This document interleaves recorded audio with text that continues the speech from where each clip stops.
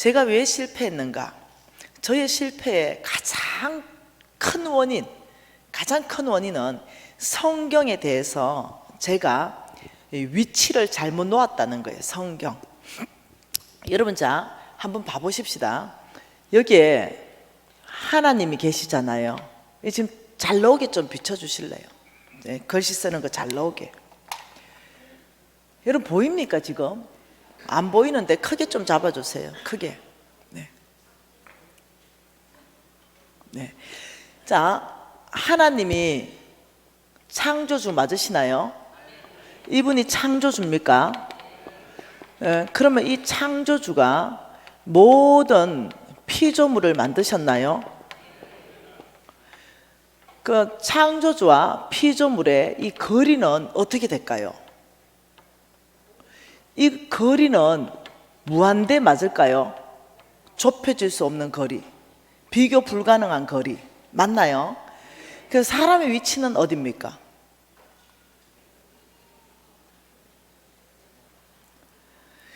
여기에서 사람의 위치를 어디에 둘래요? 피조물, 사람은 하나님에 의해서 피조되었죠. 그러면 여기다가 사람을 두실래요? 피조물에? 그러면은 짐승도 피조되었고 사람도 피조되었잖아요. 사람의 위치는 여기다가 못 둬요. 피조물과 함께 둘 수가 없습니다. 피조물 중에서도 또 두 개로 나눠야 됩니다. 이렇게 여기에 사람을 둬야 돼요. 이 전체는 피조물입니다. 그러나 사람을 뺀 다른 모든 피조물은 여기다 두는 거예요. 그리고 이 피조물과 사람과의 거리는 어떨까요? 이거 무한대예요. 그리고 이 사람을 하나님이 지으시고 하나님의 모양과 하나님의 형상대로 지으시고 이 피조물 전체를 다스리라 이렇게 말했어요. 다스리는 자로 다스리라. 예.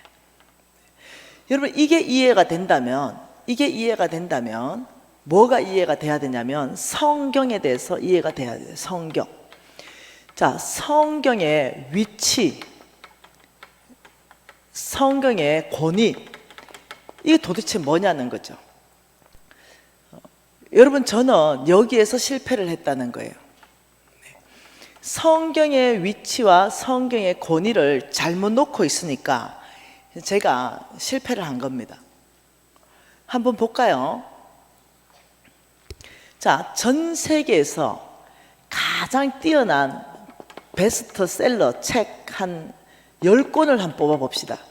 아주 최고로 뛰어난 책이에요. 10권을 뽑아요.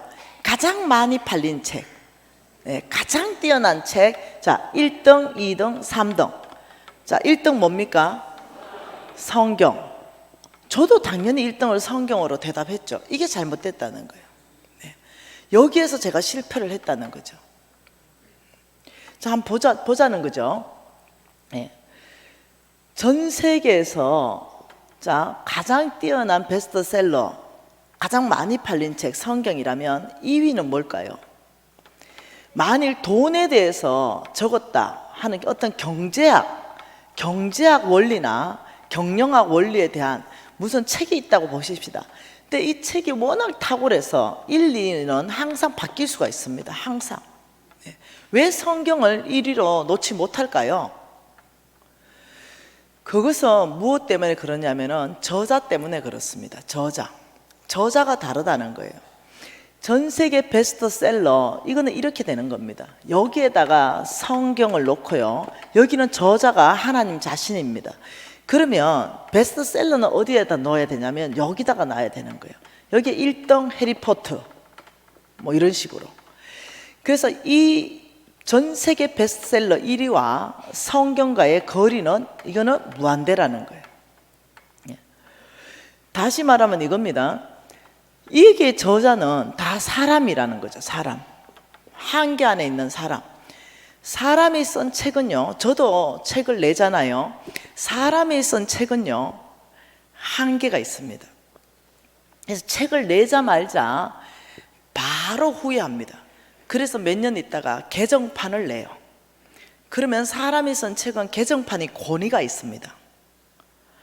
그리고 저 개정판을 내도 부족해요. 뭐가 또 수정하고 싶고.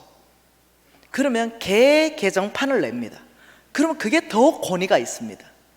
그런데 유일하게 성경만큼은 원어가 권위가 있습니다. 한 번도 개정되지도 않았고 앞으로도 안 됩니다. 왜냐하면 완벽한 하나님의 말씀이기 때문에 그래요. 그래서 이 성경 말씀, 이 성경의 위치를 어느 위치에 놓는가, 이 정립이 제 안에 되어 있지 않았어요. 그러다 보니까 어떠냐면 나는 이렇게 1위에 놓는 거죠. 1위에 놓다 보니까 제가 사업을 했어요. 사업을 하다가 저는 또 경영학과 출신입니다. 성경을 1위에 놓다 보니까 성경 안에서부터 좋은 경영학 원칙들이 많아요. 이거 다 그냥 받아들이고, 그리고 내가 배웠던 경영학 개론, 이론 다 또 받아들이고, 그리고 내가 사업하면서 선배들을 많이 만나는 사업가들, 아주 성공한 사업가들의 조언들, 이것도 다 받아들이고, 이것도 좋고 저것도 좋고 저것도 좋고, 이래서 내 안에 혼합신앙이 생겼습니다. 예를 들면 이거죠. 성경 안에서 예를 들면 정직하라 라고 말했다면 우리 선배들은 이렇게 말했어요. 야, 그게 아니야. 개처럼 벌어서 정성처럼 쓰면 돼. 개처럼 번다는 게 뭡니까? 조금 부정직하게 번어도 쓰는 걸 굉장히 정직하게 쓰면 그거 괜찮아, 이거 얘기잖아요.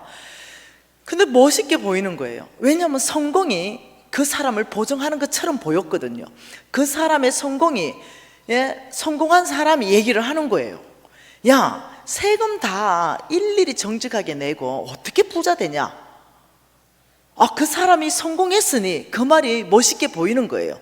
야, 세금 낼 돈 있으면 그 돈으로 네 좋아하는 선교해라, 선교. 그 말이 일리가 있어 보이는 거예요. 그러다 보니까 이 성경의 위치를 여기다가 놓지 않으니까 제 안에 혼합신앙이 들어온 거예요. 이것이 저에게 가장 큰 실패를 가져다 줬습니다.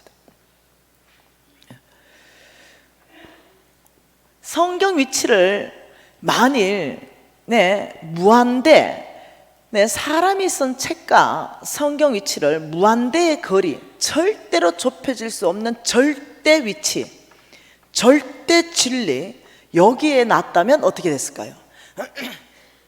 저는 실패하지 않았을 겁니다. 실패할 수가 없죠. 왜냐하면 전능자 하나님이 나를 보장하시기 때문에, 그분이 나를 보호하시기 때문에. 근데 성경 위치를 여기다 놓지 않고 여기다가 1위에 놓다 보니까 내 안에 이 혼합신앙으로 내가 경영을 했다는 거예요. 여기서부터 무너지기 시작한 건데 이걸 내가 몰랐다는 거죠. 여러분한테 질문 한번 해볼게요. 여러분은 성경 이 말씀이 정말 하나님이십니까? 여러분은 정말 이 성경 말씀이 절대 진리입니까? 어떤 이론과도 타협할 수 없는 진리입니까? 그렇다면 여러분은 절대 실패가 있을 수가 없습니다. 그 자리에 놓게 된다면. 저는 그러지 못했어요. 그래서 아주 큰 실패를 겪고 저는 달라지기 시작했습니다. 저는 이 4일간에 성경에 대한 위치를 여러분에게 바꿔주고 싶습니다. 이 위치를 절대 위치의 자리, 절대 진리의 자리, 여기에만 놓을 수 있다면 여러분은요, 성공은 눈앞에 보이는 것입니다. 여러분의 지금의 모든 문제는 눈앞에 보이는 것입니다. 여기에 절대 위치, 절대 진리로 성경의 위치를 놓는다는 뜻이 뭘까요? 내 생각이 없다는 거예요. 내 방법이 없다는 것입니다. 하나님의 생각, 하나님의 방법, 이것이 절대적이라는 것입니다. 내 생각에는요, 아니 네 생각이 중요한 게 아니라 하나님 생각이 중요하다. 자, 내 방법은요, 네 방법이 중요한 것이 아니라 하나님의 방법이 중요하다, 이 얘기거든요. 제가 이걸 너무 늦게 깨달았습니다. 너무 큰 대가 지불을 하고 깨달은 거예요. 여러분 아직 나처럼 망하지 않았잖아요. 망하고 있는 중이지. 네. 그러니 이번 4.1 집회를 통해서 망하는 길로 가지 말고 정말로 하나님 축복하는 길로 여러분 가는 그 길을 배우시기를 바라요. 자, 성경을 절대 진리로 이제 우리는 놨어요. 성경 안에서부터 재물이 어디에 있는가? 성경 안에서부터 재물은 어떤 형태로 있는가? 성경 안에서부터 재물은 누구한테 주는가? 이 부분을 재정립하기를 원한다는 것입니다. 여러분, 재물을 왜 주실까요? 주님께서는 재물을 왜 주실까요? 여러분, 큰 부자 되고 싶은 것, 돈 많이 갖고 싶은 거, 이거 주의 뜻 안에 있는 얘기일까요? 아니면 이것은 기복신앙을 말하는 것이고 이거는 번영신학을 말하는 것일까요? 많은 사람들은요, 제 강의를 안 듣습니다. 안 듣는 사람들이 있습니다. 많은 비방하는 사람들. 이 비방하는 사람들은 제 강의를 안 들어요. 제목만 듣습니다. 재정부흥집회. 아, 김미진 50억 4년 반 만에 예수 믿고 갚았대. 아, 그 뻥 아닐까? 와, 그거 기복신앙을 말하는 게 아닐까? 아, 그거 번영신학을 얘기하네. 그래서 제가 한번 물어봤어요. 혹시 제 강의 들으셨어요? 들을 거 뭐 있냐? 뻔한 얘기지. 예수 믿고 돈 벌으라는 거 아니냐? 근데 그 얘기 아닌데요. 닫혀 있는 거예요. 하나님 나라에 대한 비밀이 너희들이 들을 게 있는 자만 듣게 되고, 아, 이게 닫혀 있는 거예요. 안 듣고 그냥 비방하는 거예요. 그렇기 때문에 뭐라고 매도를 하냐면, 기복신앙을 가르치지 말라, 번영신학을 가르치지 말라, 이렇게 말하는 거죠. 그래서 내가 묻는 거죠. 당신이 말하는 기복신앙은 무엇이냐? 성경 안에서부터 한번 논의해보자. 당신이 말하는 번영신학, 성경 안에서부터 정리 한번 해봐라. 나하고 얘기 좀 하자. 내 앞에는 안 나타나요. 왜요? 제가 안 밀리거든. 제가 성경을 다 외웠으니까 무슨 성경 구절을 말해도 제가 안 밀리거든요. 네, 제가 또 신학을 했으니까 신학적으로 얘기해도 안 밀리거든요. 내 앞에는 안 나타나.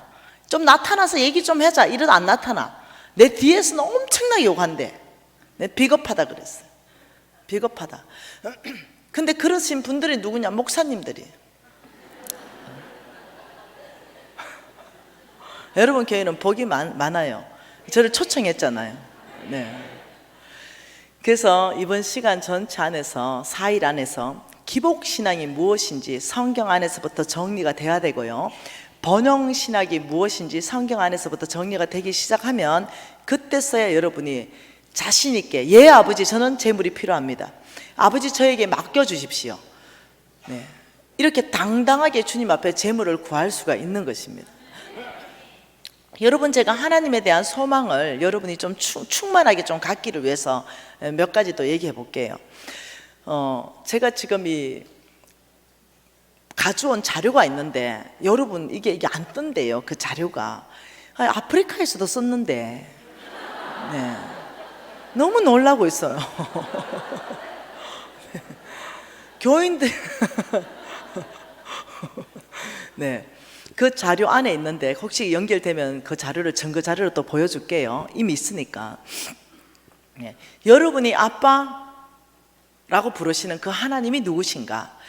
네, 성경 안에 보니까 이렇게 말합니다. 하나님은 어제나 오늘이나 영원토록 동일하신 분이시다. 우리 늘 듣던 얘기죠.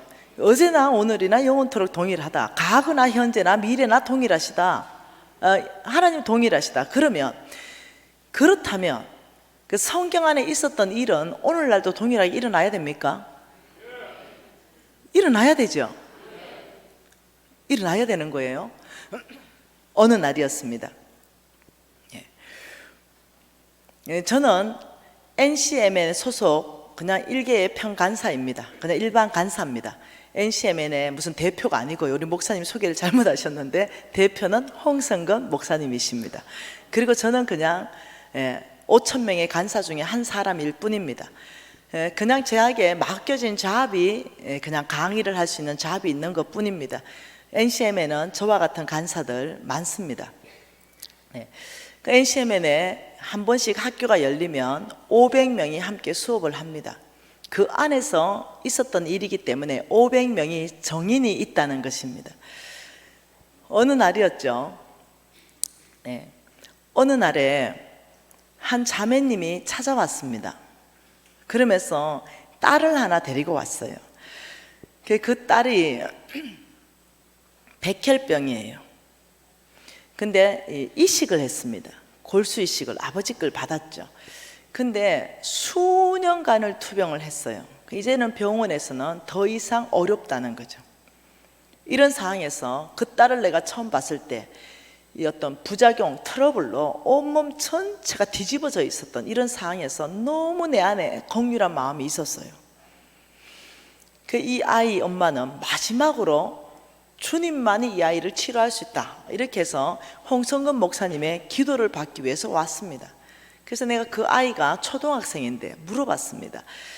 딸아, 너는 예수님이 죽은 자도 살린 걸 믿느냐? 이러니까 이 아이가 눈이 초롱초롱하게 네 라고 대답해요.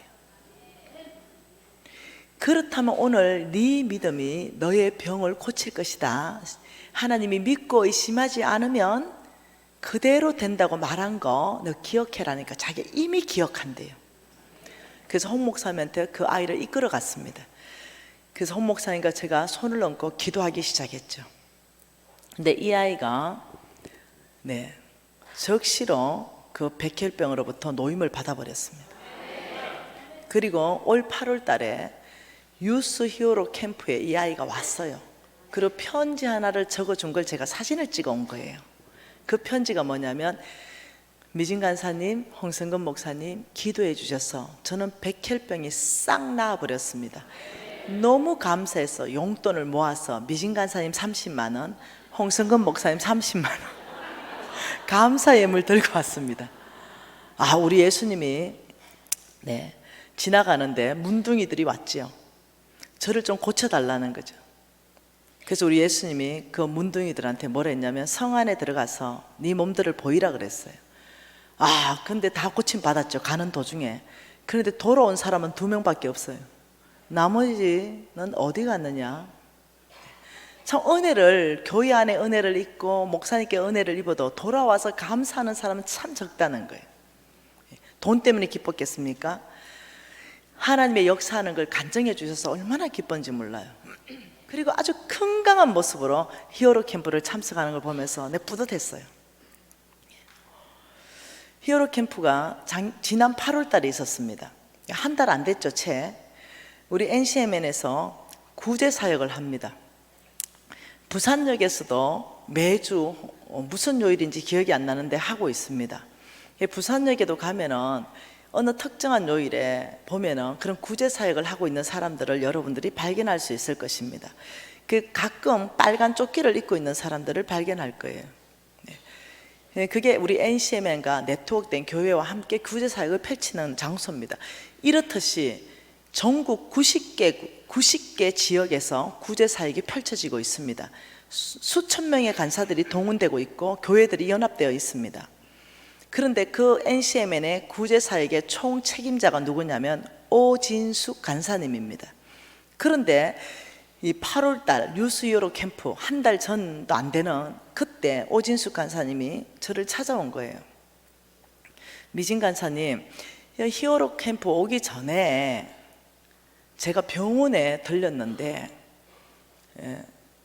다 CT를 찍고 다 했는데 자궁에 혹이, 엄청나게 큰 혹이 5-6개가 있답니다. 근데 이게 폐경과 같이 생긴 혹이라서 굉장히 위험하다고 빠르게 이거는 제거 수술해야 된다는데, 제가 이제 나가면 금요일 날 수술 날짜가 잡혀 있습니다. 간사님 수술 잘 되게 기도해 주세요 하고 찾아왔어요. 근데 그때 제가 하나님 말씀이 기억나는 거죠. 그 하나님 말씀이 시편 41편이 기억났습니다. 시편 41편 1절에 이렇게 말했거든요. 가난한 자를 보살피는 자에게는 복이 있으며, 이렇게 말하면서 그 첫 번째 복을 재앙의 날에 내가 너를 건져줄 것이고, 그 두 번째 복을 네가 이 세상에서 복 받을 것이고, 그 세 번째 복을 네가 병들었을 때 내가 그 병을 고쳐주겠다 이렇게 말씀했거든요. 근데 제가 성경 구절을 많이 알고 있으니까 연결되기 시작했어요. 다른 성경 구절 전체 안에서도 가난한 자를 보살필 때 내가 병을 고쳐줄게, 이 성경 구절이 1500구절 안에 있습니다. 그래서 제가 진숙 간사 이리 와봐라. 그 옆에 간사들이 많았어요. 너가 NCMN의 구제사역 전체 책임자인데, 그리고 너는 내 밑에 있는데 이걸 꼭 수술로 해야 되겠냐? 이거 하나님의 약속대로 그 약속을 좀 재집행하면 어떻겠냐? 우리 예수께서 40일 후에 가실 때 뭐라고 했냐? 너희들은 내가 한 일을 다 할 것이요 나보다 더 큰 일을 할 것이라고 말했는데, 이거 뭐 병 낫는 건 예수님이 하신 일 아니냐? 너 믿음 없냐? 이러니까 이 아이는 믿음의 장부거든요. 간사님, 믿음 있습니다. 나을 수 있습니다. 이래요. 저는요, 병원을 무시하지 않습니다. 저는 병원 가서 치료받습니다. 그러나 하나님이 또 행하실 수도 있다라고 더 믿습니다. 그래서 먼저는 하나님께 기도하고, 또 병원 가서 수술하라면 수술하고, 먼저는 기도도 안 하고 병원 날짜부터 잡냐? 기도 먼저 하자.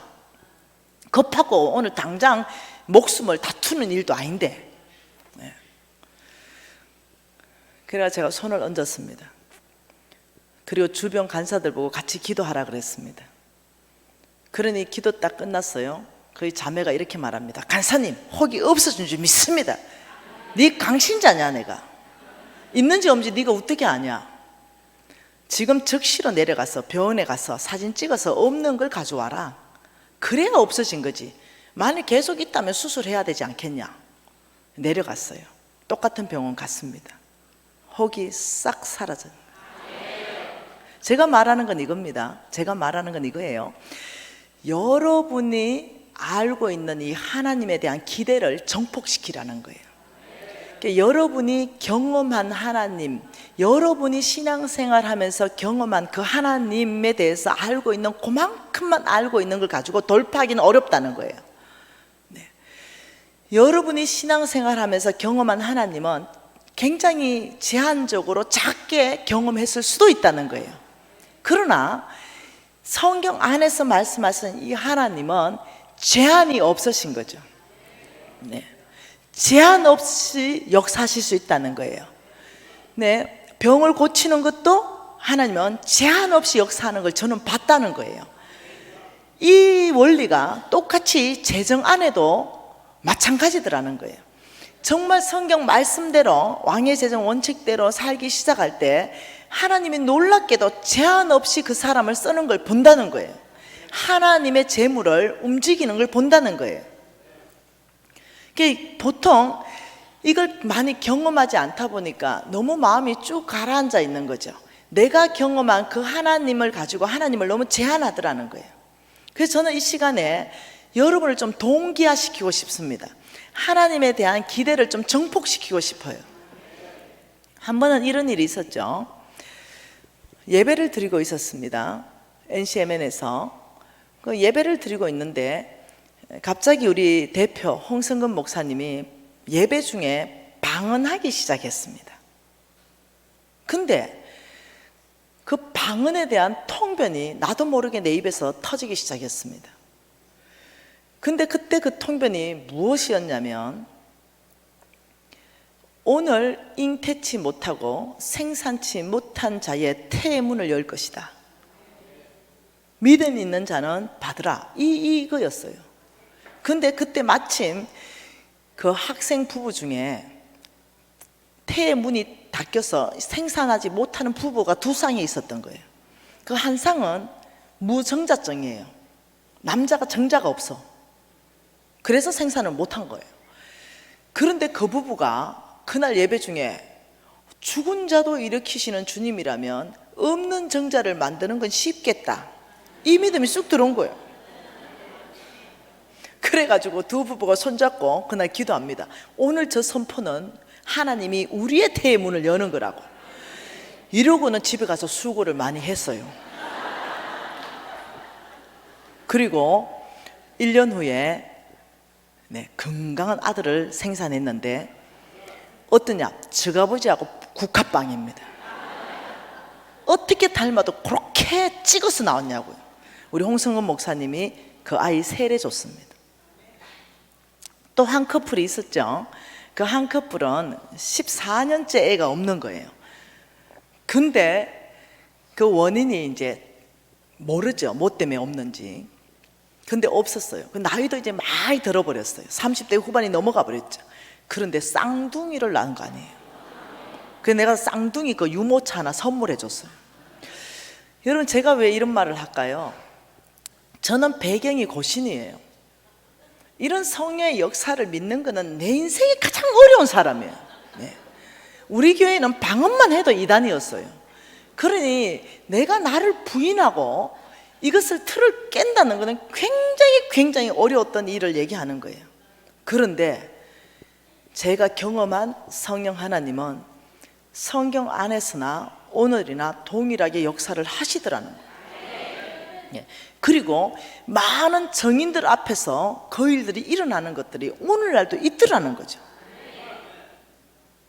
이것이 한쪽으로 병뿐만 아니라 한쪽으로 재물을 여는데도 동일하더라는 거죠.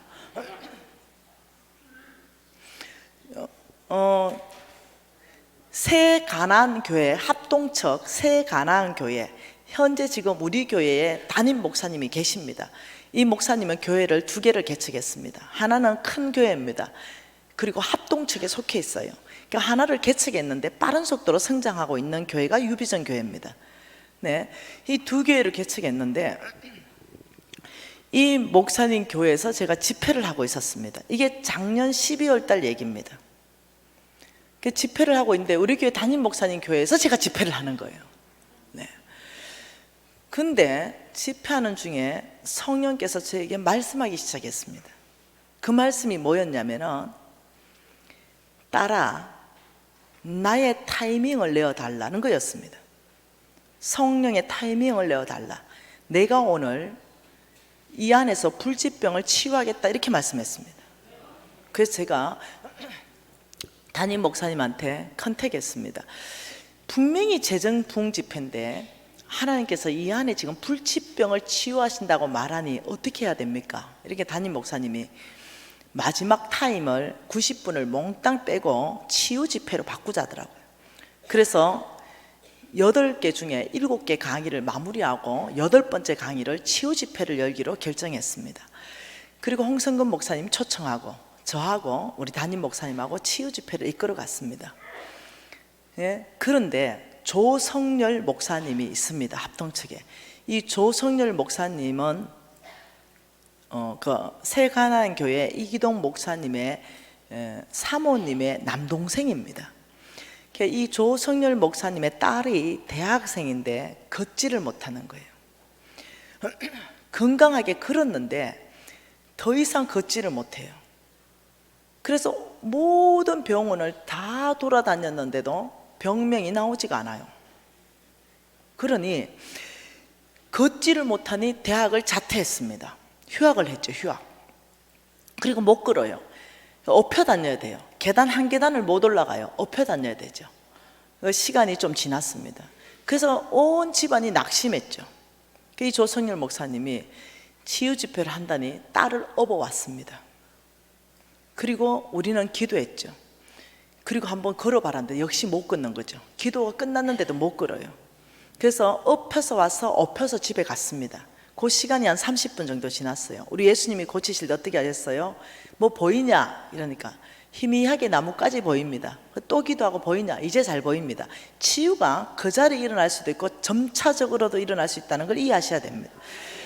그 집에 30분 걸려서 집에 갔죠. 근데 이 아이가 아빠 이상한 느낌이 들어요. 뭔데? 다리에 힘이 주어지는 것 같아요. 줄넘기 좀 가져와 보세요. 이러더니 30분 만에 줄넘기를 뛰기 시작했어요. 그리고 지금 권투 배웁니다. 여러분, 제가 구체적으로 사람 이름까지 거론하는 것은 여러분이 확인해 보라는 거예요. 제가 이렇게 얘기하는 건 이겁니다.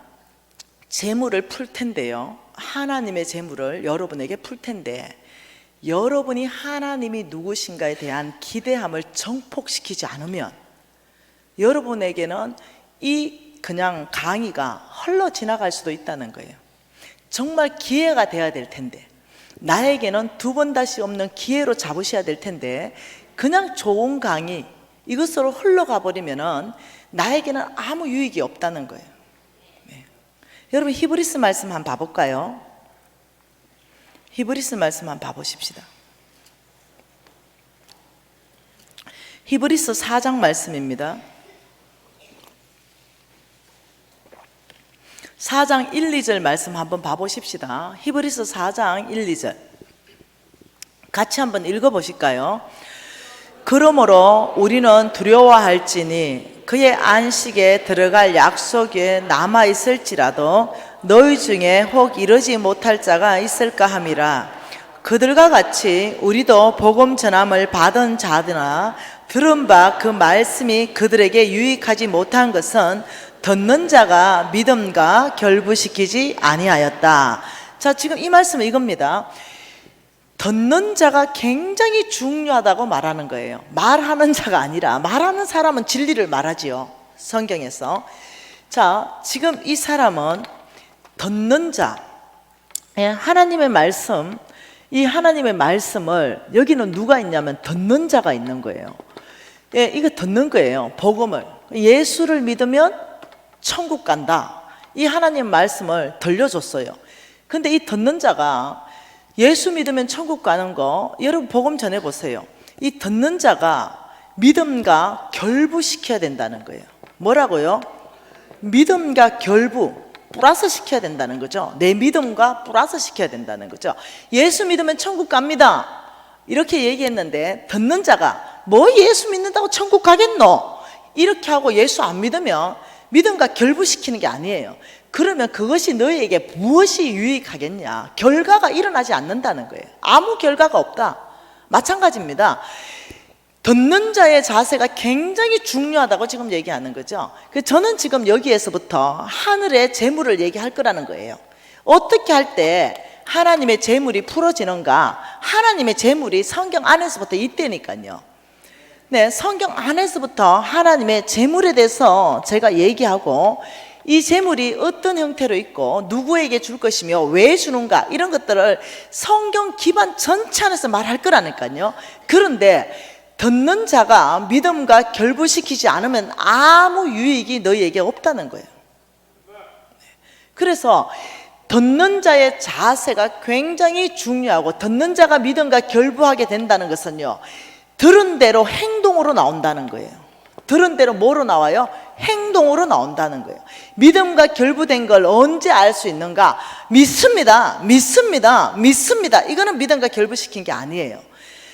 반드시 행동으로 나왔을 때 복음이, 하나님 말씀이 믿음과 결부시킨 거예요. 다시 말하면 이런 거예요. 믿음이라는 게 무엇이냐, 이런 거예요. 믿음이란 무엇인가? 믿음, 듣는 자가 믿음과 결부시키는데, 성경 전체 우리는 믿음 싸움입니다. 우리 기독교는 믿음 싸움입니다. 믿으면 그대로 될 것이고, 믿으면 하나님을 경험할 것이고, 그 믿음이다, 이 말은요, 한쪽으로는요 하나님 말씀에 순종하는 거예요. 순종은요, 이건 행동, 구체적인 행동을 말합니다. 구체적 행동. 순종이다 이렇게 말하는 것은 내가 할 일인, 내가 뭐라고요? 이것은 내가 할 일입니다. 내가 할 일. 네, 이게 순종입니다. 그러니까 믿음이다 하는 정의는 하나님의 말씀을 따라서 사는 삶, 이게 믿음이에요. 하나님의 음성을 듣고 사는 삶, 이게 믿음이에요. 하나님의 말씀 따라가는 삶. 아브라함을 하나님이 부르실 때 성경에 보니까 이렇게 말합니다. 아브라함이 롯과 함께 하나님의 말씀을 따라갔다, 이렇게 말해요. 말씀을 따라갔다, 이 말은 믿음으로 삶을 살았다, 이 말이에요.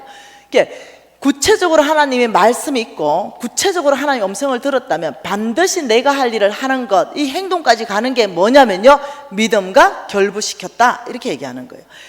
그랬다면 믿음과 결부시킬 수 있는 힘, 원동력은 어디서부터 나오는가? 이것은 하나님을 신뢰하는 것에서부터 나오는 거예요. 하나님을 신뢰하는 사람만 믿음으로 결부시키고 구체적인 순종과 행동으로 갈 수 있다는 거죠. 신뢰라는 것은 뭐냐면 이것은 하나님이 하실 일이에요. 이건 내가 할 일이 아닙니다. 다시 말하면 믿음이다 이렇게 얘기할 때 여러분 지금 중요한 강의를 하고 있습니다. 하나님의 재물을 어떻게 움직일 것인가? 믿음으로 움직이겠다는 거예요. 여러분의 환경으로 못 움직여요. 막혀있기 때문에.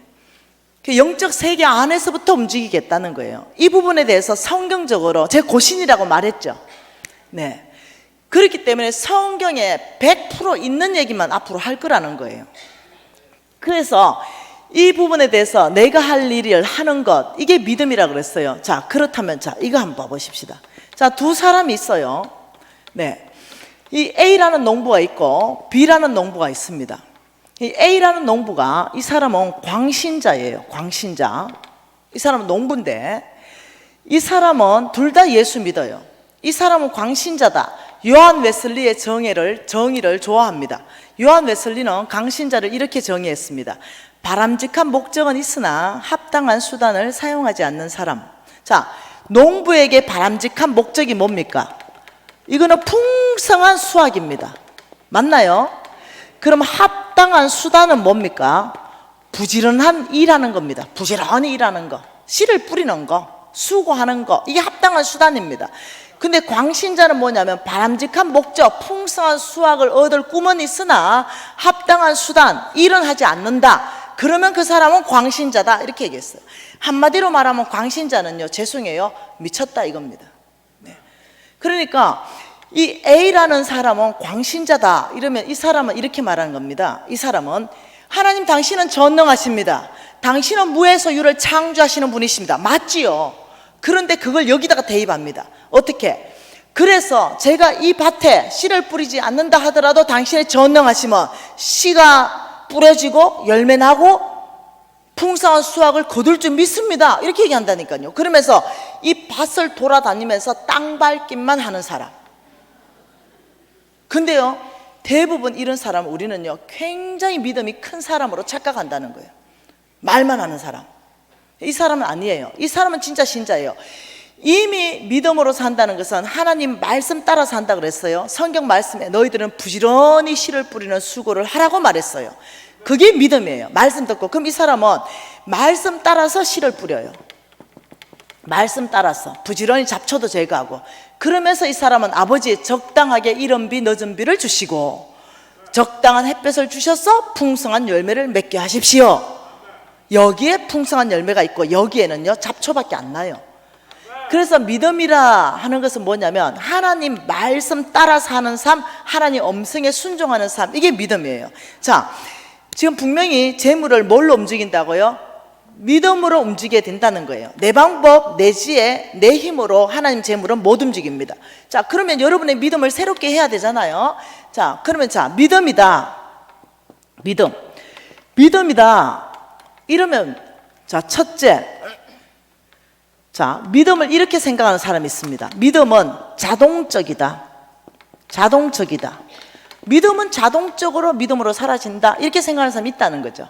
이게 절대로 아니라는 거예요. 자, 첫째 믿음이라는 것은 신앙의 연수와 상관없다. 여기와 뭐 하다고요? 상관이 없다. 자, 나는 모태신앙이야.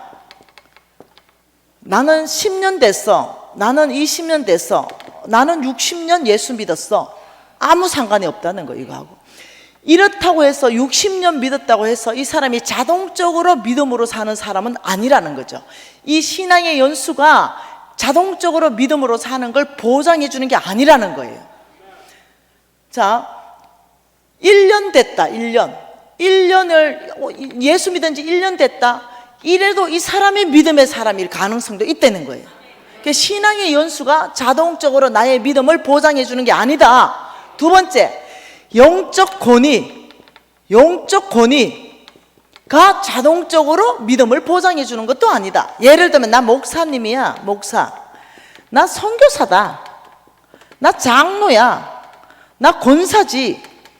이 영적 권위가 있다고 해서 자동적으로 믿음을 보장해 주는 것도 아니라는 거예요.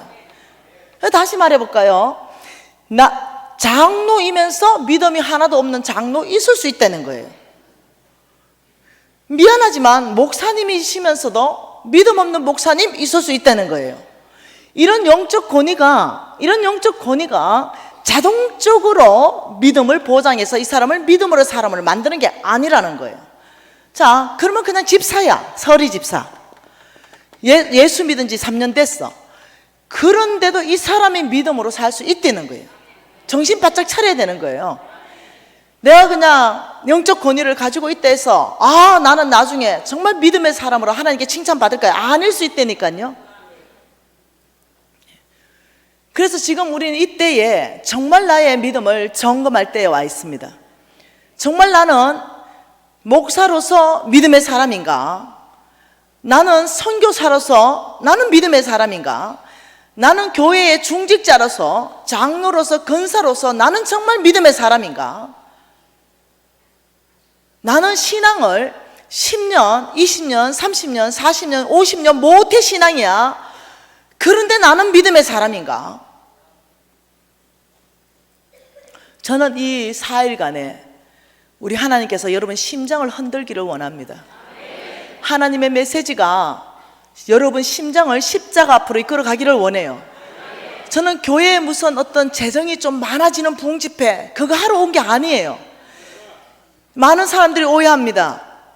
우리 담임 목사님이 말 못하는 거, 교회 헌금 많이 나오게 하는 거, 그걸 위해서 저 부흥사를 부른 거 아닌가? 아니요. 그런 교회 내가 간 적이 한 번도 없습니다. 가지도 않고. 나 담임 목사님 여기 와서 처음 봤어요. 나 한 번도 통화 안 했어. 그리고 여러분이 혹시나 오해할까봐 내가 이 부산 있는 동안 여러분 교회에 어떤 사람과도 식사를 안 할 거예요. 왜? 혹시라도 저 강사 만나가 교회 사정 다 얘기하고 이래서 강사 입을 통해서 우리 교회에 필요한 것들 나오게 하지 않을까? 이걸 오해하는 사람들이 있는 거예요. 어느 교회 가도 제가 교회하고 부흥 집회 안에 식사하거나 통화하거나 한 적이 단 한 번도 없어요. 왜요? 오직 성령께서 여러분 교회에 하고 싶은 말씀을 전하고 싶을 뿐입니다. 그리고 정말 내가 고생했던 거, 그러나 돌파할 수 있는 방법, 여러분 개개인이 부흥해야 교회가 부흥하는 거예요. 교회가 부흥해야 사회 공동체 안에 영향을 줄 수가 있는 거죠. 그래서 제가 관심 있는 것은 여러분 개개인의 부흥이 교회의 부흥으로 이어지는 것이에요. 그냥 단순한 어떤 헌금을 지어 짜는 거 관심 없습니다. 4일 동안 여러분의 심장을 다르게 하고 좀 오면 좋겠습니다. 다른 부흥 집회처럼 어떤 교회에서 그러더라고요. 무슨 재정 부흥회냐? 재정 세미나지. 말씀 대부흥회, 심령 대부흥회는 들어봐도 재정 부흥회 처음 들어보네. 이러면서 난리가 난 거예요. 보수적인 교단에서. 뭐가 재정 부흥회냐? 그래서 내가 안 간다 그랬어요. 그 교회에. 재정 부흥회라는 이름을 안 하면 안 가겠다. 성경 안에서부터 3,000구절 이상 돈에 대해서 말하고 있고 축복에 대해서 말하고 있고 내 자녀에게 쏟아 부어준다고 말하고 있는데 그게 왜 부흥회 아니냐? 말씀 대부흥회를 끝나고 나면 말씀에 대한 열정이 올라오고 심령 대부흥회가 끝나고 나면 이 심령이 갈급해지면서 주께로 가고 싶고 재정 대부흥회가 지나고 나면 재정이 회복돼야 될 거 아니냐? 그래서 나는 재정 대부흥회를 하기를 원한다. 내가 이래가지고 그 타이틀을 이제는 전 세계에서 내가 처음 만들었어요. 기독교 역사상 안에 재정 부흥회라는 건 없어요. 이게 무슨 말이냐? 타이틀부터가 뭐냐? 이 부흥회를 지나면서 여러분 개인과 여러분 기업 안에 재정의 부흥을 경험하게 하는 것까지 가겠다는 거예요. 그렇다면 여러분이 들은 말씀을 믿음과 결부시켜야 된다는, 광신자가 되면 안 된다는 거예요. 그래서 들은 말씀을 다 노트 가져오세요. 그래서 몽땅 노트하기 시작하고 들은 말씀이 뭐냐 이러면 적용하기 시작하고 그대로 행동으로 나가서 순종하고 살아내기 시작하면서 부흥을 경험하는 거예요. 그래서 지금 히브리서 4장 2절 말씀은 그 말입니다. 듣는 자가 믿음과 결부시키지 아니하면 들은 말씀이 무엇이 너희들에게 유익하겠느냐? 자, 듣는 자가 믿음과 결부하는 건 또 무엇입니까? 히브리서 11장 보십시다.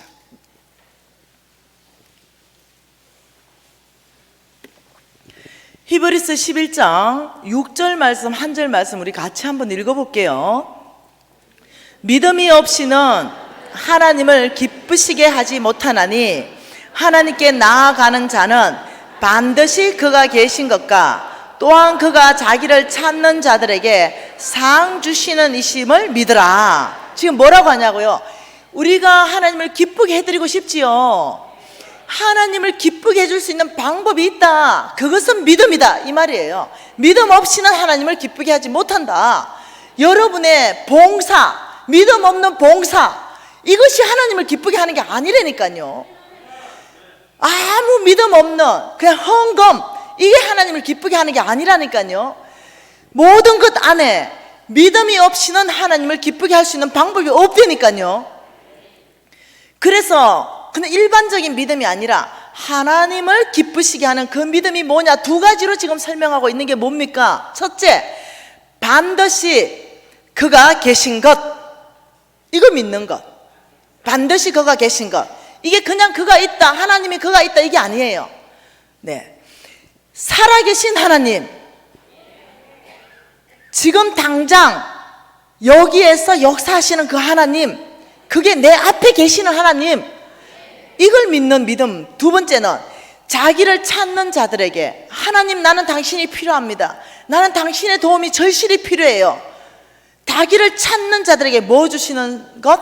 상 주시는 걸 믿는 믿음. 그 두 가지 믿음이에요. 하나님은 살아계시다, 하나님은 전능하시다, 하나님은 말씀하신 모든 것을 지키시는 신실하신 분이시다. 그 하나님을 믿는 믿음과 내가 하나님 앞에 나아갈 때 반드시 나의 문제를 해결해 주시고 상 주시는 그 하나님, 그 하나님을 믿는 믿음이 하나님을 기쁘시게 한다, 이게 말하는 거예요. 그러면 성경 전체 안에서 말씀하시는 그 재정에 대한 말씀에 대해서 여러분의 그 믿음이 돌파를 일으킨다는 거예요. 반대되는 믿음이 있어요. 반대되는 믿음, 하나님이 열 이빨 받는 믿음. 그게 스바냐 말씀에 있어요. 스바냐 1장 12절. 이 스바냐 1장 12절에 뭐라고 합니까? 같이 한번 읽어볼까요? 스바냐 1장 12절 같이 읽습니다. 그때에, 성경 왜 안 찾아요? 제가 내일부터 성경을 무지하게 찾을 거거든요. 성경 다 찾아요. 띄워주는 거 읽을 생각하지 마세요. 은혜 안 되니까. 성경 찾고 줄치고 메모하고 외우고. 네, 스바냐 1장 12절이 뭐라고요? 그때에 내가 예루살렘에서 찌꺼기 같이 가라앉아서 마음속에 스스로 이러기를 여호와께서는 복도 내리지 아니하시며 화도 내리지 아니하시리라 하는 자를 등불로 두루 찾아 볼하리니, 찌꺼기처럼 가라앉았다, 이 말이 뭡니까?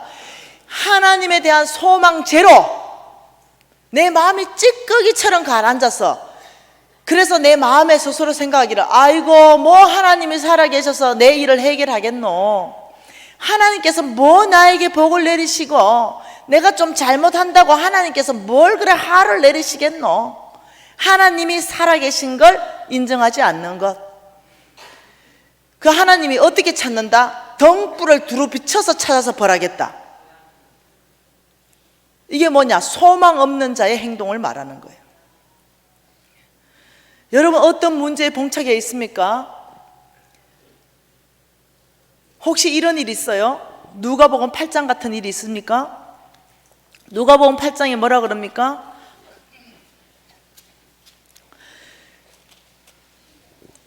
누가복음 8장에 22절에 이렇게 말합니다. 하루는 제자들과 함께 배에 오르사 그들에게 이르시되 호수 저편으로 건너가자 하시매, 이에 떠나 행선할 때 예수께서 잠이 드셨더니 마침 광풍이 호수를 내리치매, 이렇게 말했어요. 자, 하루는 이랬어요. 제자들을 모았습니다. 야, 호수 좀 건너가자. 여러분, 이 호수는요 거의 바다 같은 호수예요. 예, 이 호수는 그냥 우리가 생각하는 호수로 생각하면 안 돼요. 제가 이 호수에 가봤거든요. 네, 내 정확한 건 기억하지 못하지만요 거의 90% 이상 비슷해요. 거의 세로가 14km예요. 거의 가로가 거의 한 6km, 7km 되는 바다예요, 바다. 바다 같은 호수이기 때문에 강풍이 일어나요. 강풍. 네, 그 호수를 저 건너편으로 건너가는데 놀랍도록 광풍이 호수를 내리쳤다, 이렇게 말하는 거죠. 자, 여기에서 질문 하나 하십시다. 예수님이 타고 계셔요. 예수님이 타고 계신 그 배가 강풍 만났어요. 그렇다면 우리의 인생 안에서 예수님이 탄 배도 강풍 맞는데 우리의 인생 안에서 강풍이 올 수 있지요. 어떤 경우는 건강의 강풍, 어떤 경우에는 재물의 강풍, 어떤 경우에는 관계의 강풍 올 수 있지요. 네. 이런 강풍을 만나면 보통 사람들은 아이고 내가 죄를 져서 그러나, 내가 무슨 큰 죄를 져서, 그렇잖아. 욥이 강풍 만났을 때 친구들이 와가 뭐라 그랬습니까? 니 뭐 죄 진 거 아니냐, 이렇게. 강풍 만난 사람한테 가면 꼭 욥 친구처럼 그렇게 얘기하는 사람이 있다니까요. 뭐 회개할 거 없어? 이렇게 얘기하고. 안 그래도 아픈 상처에 소금을 확 뿌리는 사람들. 네. 아니요, 그렇지 않고도 하나님이 연단하기 위해서 강풍을 줄 수도 있다니까요. 하나님이 놀라운 사람으로 쓰기 위해서. 무슨 모세는요 그냥 강풍 만났나요? 하나님이 쓰시는 사람 되기 위해서 강풍 만났죠. 다윗은요 그냥 강풍 만났나요? 사울이라는 강풍을 만나가 맨날 도망 다니고 하나님이 쓰시기 위해서 훈련시키는 연단의 과정이었죠. 요셉은 그냥 강풍 만났나요? 웅덩이에 들어갔다가 보디발 장군 집에 갔다가 왕의 제수에 갇히는 그 감옥에 들어갔다가 강풍이죠. 그런데 그 요셉이 잘못해서 그런 게 아니에요. 보디발 장군 마누라가 아무리 유혹해도 요셉은 유혹에 안 넘어갔어요. 그런데도 감옥에 들어갔어요. 하나님이 요셉을 크게 쓰기 위해서 훈련시킨 거죠. 우리가요 잘못해서 강풍 맞을 수도 있지만 하나님이 우리를 크게 쓰기 위해서 이 강풍 안에서 연단한다니까요. 이것을 광야 학교를 통과한다고 이렇게 말하는 거예요. 그때 우리 예수님이 타신 그 배가 강풍 만났는데 나도 강풍 만날 수 있다는 거예요. 무조건 제 문제만 가지고 얘기할 게 아니라니까요. 그때 제자들이, 예수님은 주무시고 계셨죠. 24절에 뭐라 그럽니까? 제자들이 나와 깨워 이르되 주여 주여 우리가 죽겠나이다 한데 예수께서 잠을 깨사 바람과 물결을 꾸짖으시매 이에 그쳐 잔잔하시더라. 제자들에게 이르시되 너의 믿음이 어딨느냐. 자, 강풍 만났어요. 제자들이 얼마나 힘들었겠어요. 상황과 환경이 다 뒤집어졌으니까.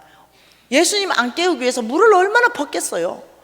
어떤 녀석들은 막 오바이트도 안 했겠어요. 멀미나서 하다가 내 힘 내 방법 내 지혜 다 해도 이제 더 죽게 되니까 그때서 예수님 안 깨웠겠어요. 예수님은 일어나서 위로하고 이러는 게 아니라 그 환경, 죽게 생긴 그 환경 안에서 예수님의 관심사가 드러난다는 거예요.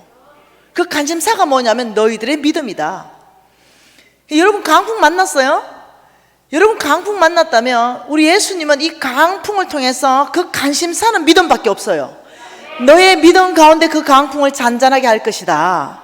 우리 예수님의 초점은 믿음입니다. 이 강풍 가운데 너희들이 반응하는 그 반응, 그 믿음, 그 안에 내가 역사할 거라는 거예요. 예수님의 초점을 보시기를 바랍니다. 여러분 10명의 정탐꾼은 하나님이 이미 말씀하셨어요. 내가 저 가나안 땅 전체, 저 땅은 젖과 꿀이 흐르는 땅이다. 저 땅은 비옥한 땅이요, 저 땅은 아름다운 땅으로서 내가 너희들에게 주겠다고 이미 말씀하셨어요. 그리고 성경 전체 안에서 내가 너보다 앞서가서 그 땅의 강한 족속, 헷 족속, 아모리 족속 다 물리치겠다고 말씀하셨어요. 그리고 그 땅을 정탐하라 그랬죠. 그런데 12명이 정탐하고 돌아와서 이렇게 말했죠. 12명이 와, 3가지로 정탐했어요. 과연 그 땅은 젖과 꿀이 흐르는 땅이 맞습니다. 그 포도송이를 장정 2명이 메고 왔어요. 백문이 불여일견이라 그냥 보여줬어요. 이렇게 젖과 꿀이 흐르는 땅입니다. 온 백성이 입이 쩍 벌어졌죠. 와, 그 순간 10명이 이렇게 그러나 3가지로 불가능하다. 첫째, 환경적으로 난공불락이다. 그게 여리고성이 맡고 있었거든요. 여리고성은요, 제일 꼭대기가 전차 2대가 왕복합니다. 그 밑둥을 얼마나 견고하게 쌓았는가 보여주는 거죠. 그 성은요, 절대로 함락이 불가능해요. 첫째, 여리고성을 절대로 우리 힘으로 점령할 수 없습니다. 둘째, 그들에게는 신신 핵무기가 있습니다. 셋째, 그들의 신장은요 270m에서 290m거든요. 골리앗 장군들이 사는. 그들 앞에 우리는 메뚜기입니다. 하나님이 말씀하신 과연 젖과 꿀이 흐르는 땅이지만 불가능합니다, 이렇게 말했어요. 근데 그때 갈렙이 나섰죠. 잠깐만요, 저들이 보고하는 그 땅은 정말로 그 보고가 맞지만은 현실대로 보고했지만 한 가지가 빠뜨렸습니다. 하나님이 약속하시길 그 땅을 능히 취할 것이다. 오히려 그들이 우리의 밥입니다, 이렇게 얘기한 거예요. 그때 하나님께서 임재하셨습니다. 그리고 이렇게 하셨습니다. 10명과 그 이스라엘 백성들, 너희는 너희의 믿음대로 죽을 것이요, 광야에서 엎어질 것이요, 내 종 갈렙은 믿음대로 들어갈 것이다. 성경은요 믿음 싸움이라니까요. 네. 여러분의 재물도 성경 전체 안에서 믿음으로 움직이고 있다는 거예요. 얼마나 좋습니까? 돈 드는 것도 아니고. 네. 여러분, 자 보십시다. 한번 질문 한번 해보십시다. 네. 성경에는 수학 공식이 많습니다. 네, 수학 공식, 믿음의 수학 공식이 많아요. 네. 5 더하기 2는 얼마입니까? 네, 7로 계산하는 사람이 있죠. 10명의 정탐꾼이죠. 네. 5 더하기 2를 다르게 계산하는 사람도 있어요. 5천 플러스 12강줄이, 이렇게 대답하는 사람도 있어요. 갈렙처럼. 네. 우리 하나님이 축복하시면 5천명이 먹고도 12강줄이 남습니다. 믿음의 수학 공식을 풀 줄 아는 사람이에요. 오늘 7! 이렇게 대답하는 사람은 바꿔야 돼. 눈을 바꾸고 심장을 바꾸고, 네, 갈렙으로 바뀌어야 돌파가 일어난다니까요. 여전히 우리는 육신적이라는 거죠. 여전히 7로 대답한다는 거예요. 그렇게 답을 다 죽어도 물어도 이렇게 대답한다니까요. 네. 여러분, 이 4일 동안 어떻게 보내실래요? 이 4일 동안 부흥집회 참석하는데 여러분 마음의 동기를, 어떤 동기를 가지고 참석하실래요?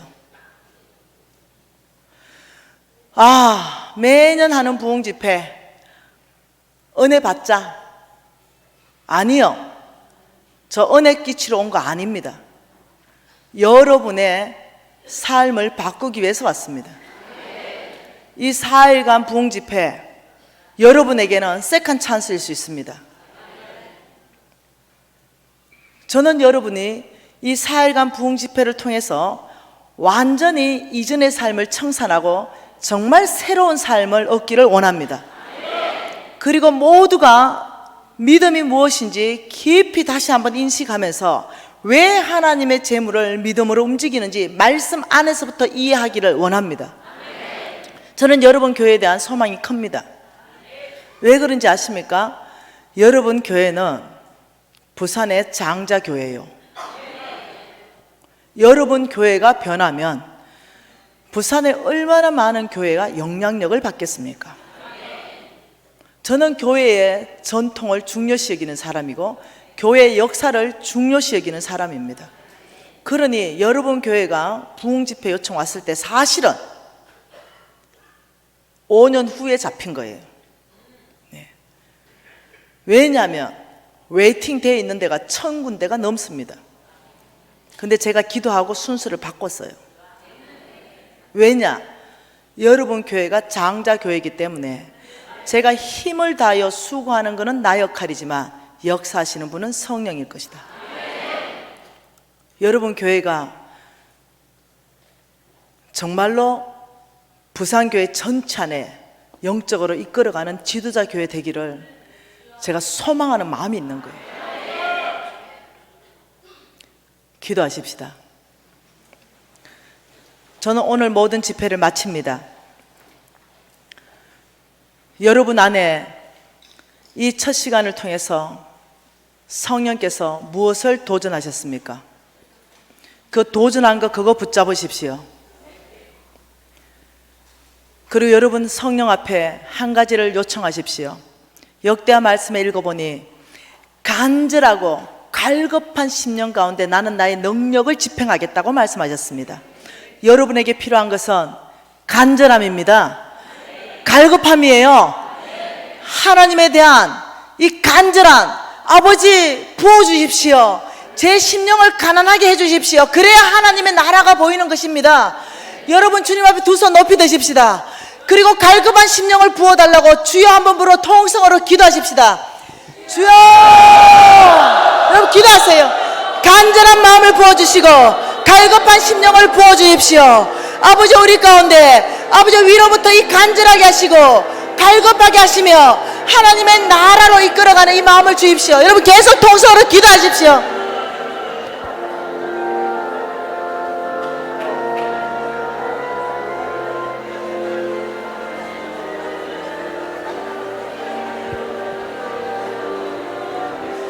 저여 축복하여 주시옵소서. 은혜 베풀어 주시옵소서. 함께하여 주시옵소서. 능력으로 함께하여 주옵소서. 저여 시간 하늘 문을 여시고 우리의 심령을 흔들어 주옵소서. 사모하는 마음을 허락하여 주옵시고 우리 연애를 다하여 주시기 원합니다. 이번 공연을 통해서 우리 교회가 달라지게 하시고 우리 가정이 달라지게 하시고 우리 개인이 달라지게 하시고 하나님의 영광을 돌리는 복된 시간 되게 역사하여 주시옵소서.